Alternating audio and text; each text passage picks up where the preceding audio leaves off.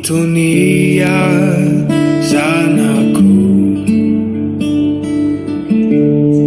fa eto ao reko avoko ireo vavakao miantso amin'ny aiky miala elonao mitraka ianao aza manay fa eto ao matoky ay zanako fizao tsy afoy anao etsio fafako ny ranomasonao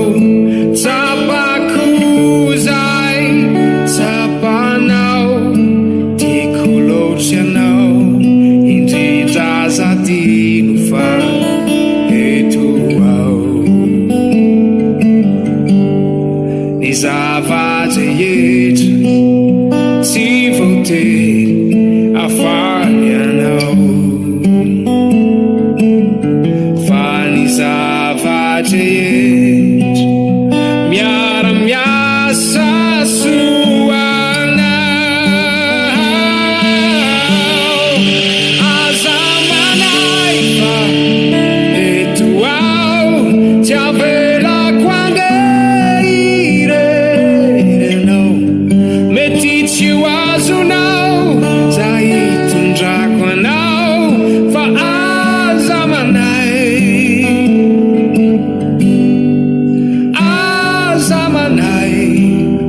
fa izao hitantananao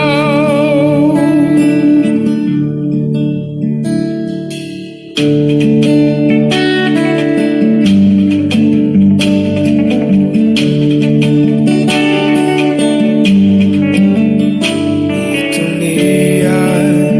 zanako fa eto ao ampianarik'io zava-bavao ianao ny ampatanjakanao no anton'izao haik'io fa marary